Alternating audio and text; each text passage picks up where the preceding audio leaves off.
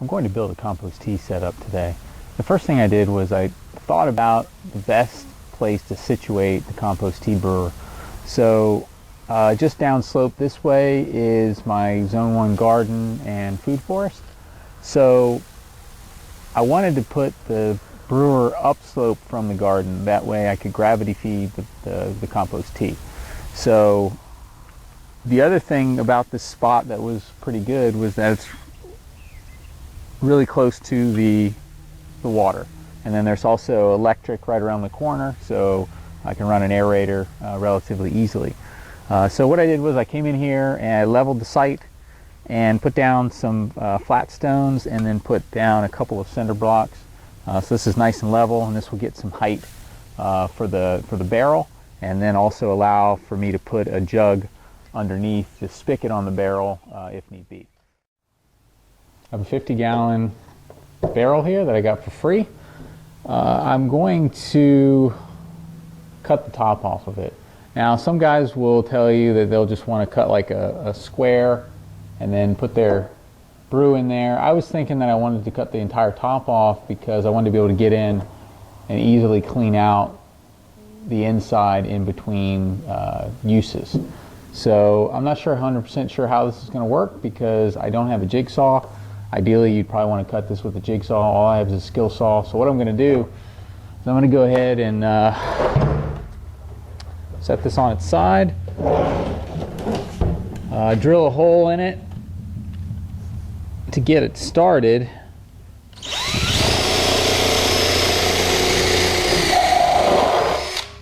All right.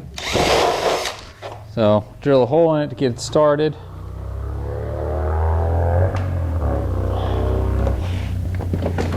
And see if we can't cut the entire top off of it. Personally, I'm thinking this might be a mess, but we'll see how it goes. Worst case scenario, it doesn't work, and I gotta get another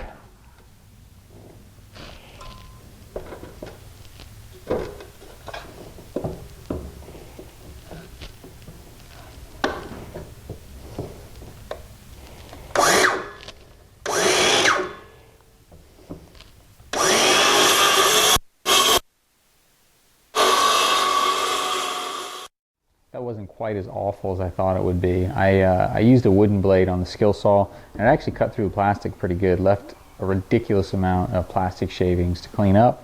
So you definitely want to do this in an area like here's, I've got a concrete floor, easy to sweep all that stuff up. And basically, if you just flip the lid on these things upside down, so now I've got a lid that comes off pretty easy and sets on there nice and perfect. Now, step is I'm going to install a spigot onto the bottom of the barrel. That way we can easily gravity feed through a hose or into a bucket, however we want to take the compost tea out. So basically what we'll need to do is we'll need to drill a 1 1/4 inch hole with this hole saw here. And that's going to fit this 1 1/4 inch bulkhead fitting here. And I went with a brass bulkhead fitting. I had heard that the PVC ones tend to break, so we went with brass. And then we've got standard 3/4 inch spigot that fits into the bulkhead. So 3/4 inch spigot, which is standard, 1 1/4 inch bulkhead fitting, 1 1/4 inch hole saw. It'd be nice to be able to drill all the way down at the bottom here, but I think it's better to, because there's a little indent here at the bottom and it kind of bows out and then it stays relatively flat. I think you want to drill right where at the beginning of where it stays relatively flat, because otherwise if it's not flat across that surface, you might be more apt for the bulkhead fitting to leak. So I want it as low as possible, but on that flat area. So I'm guessing.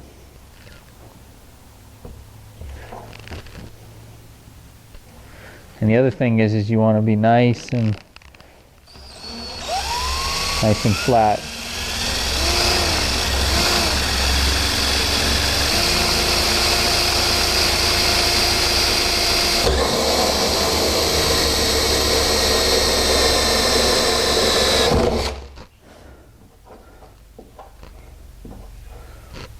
Okay, so that does a pretty nice job actually.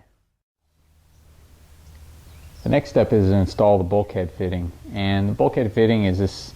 I got a brass bulkhead fitting here, and there's 2 rubber washers, and so you take one of them off and take the nut off, and then basically this is going to go down in, so the threading will point out, and then we'll put, once we get the threading through, we'll put the other washer in, and then we'll seal it up, and then we can install the spigot.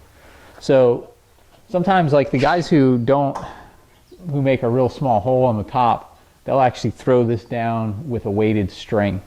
But because I've got plenty of hole here, I can kind of reach in and just do it, I think.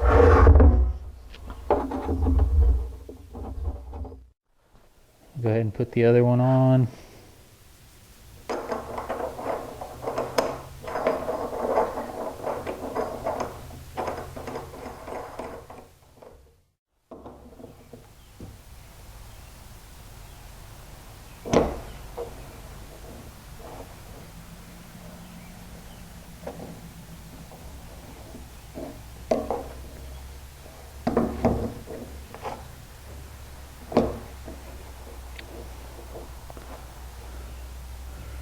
Key is you don't want to over tighten it.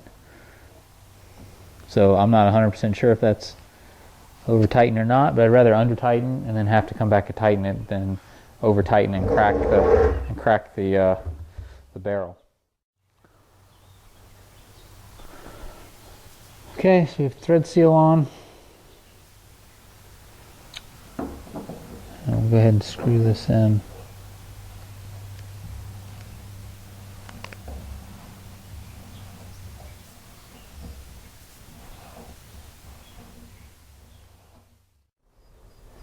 I've got the Compost tea brewer all set up. So basically what I'm doing now is I'm filling the barrel. It's about 50 gallon. It's about a 50-gallon barrel, so I'm going to fill it up pretty close to the top.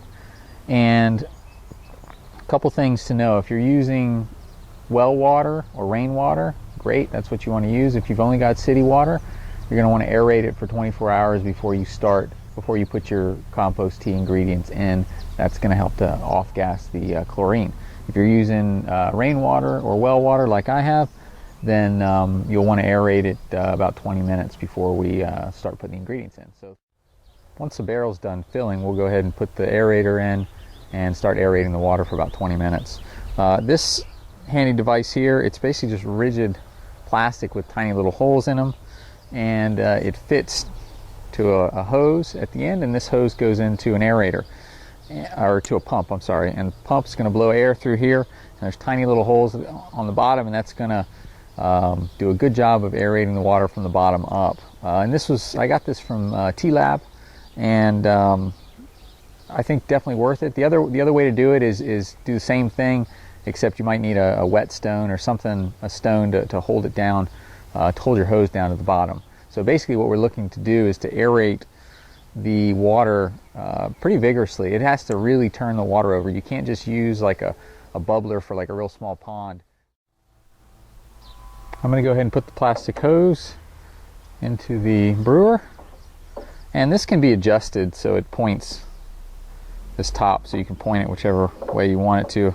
Originally it was pointed out, and I needed to change it so I could hook it in okay to the pump. So I've got these little bunghole things. I took one out, pretty simple, and I'm putting this sort of upside down, and it fits right through there.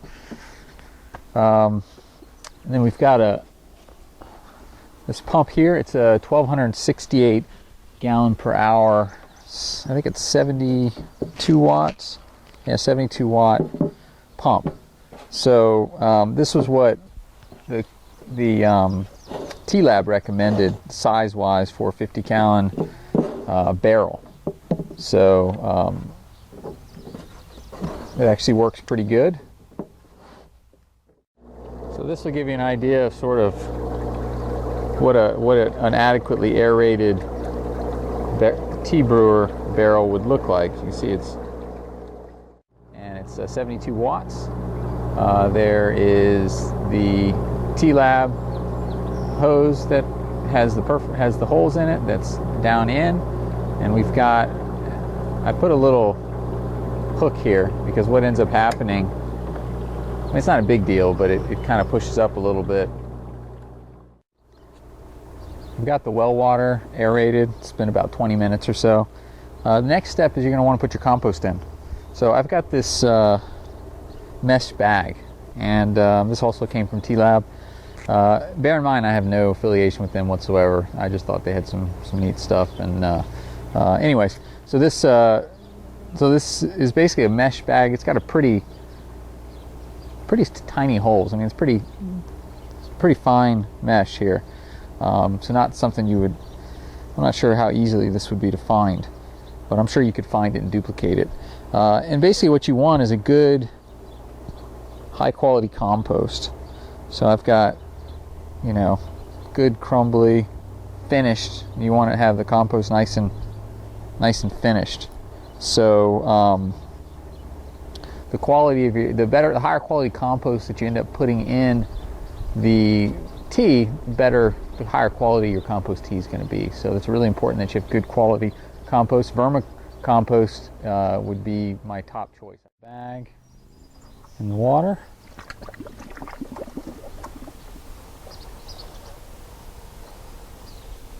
And clip it on the side.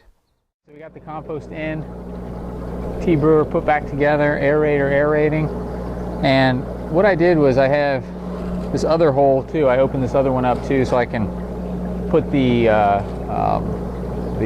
microbial food into the mix. So the first thing we're going to use is organic liquid kelp, and I'm going to put in about a cup of that.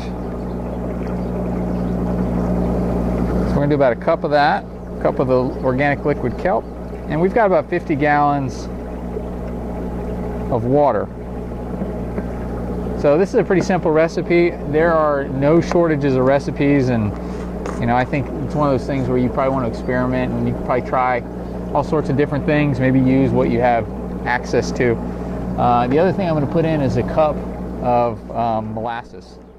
Pretty much it. So what we're going to do at this point is we're going to let this brew for 24 to 36 hours. Now, the time that you brew it really depends on the water temperature. If you've got really warm water, like 80 degrees, you can brew this stuff in 12 hours. If you've got 70 degree water, you can brew it for 24 hours, it'll be ready to go. If you've got 60 degree water, which we're probably closer to 60 here, it's probably like 36 hours.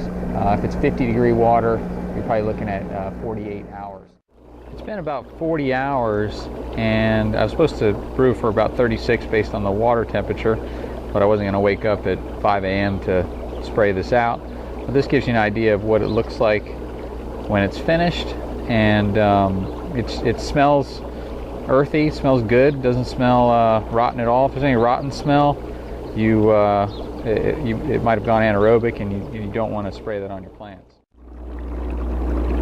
The final piece is getting the compost tea out of the barrel and onto your plants. So a couple ways we can do it. First, we can use just a watering can. For a big 55-gallon barrel like this, I'm gonna use a watering can just for demonstration here. So we'll turn that on. That gives you an idea of what it looks like.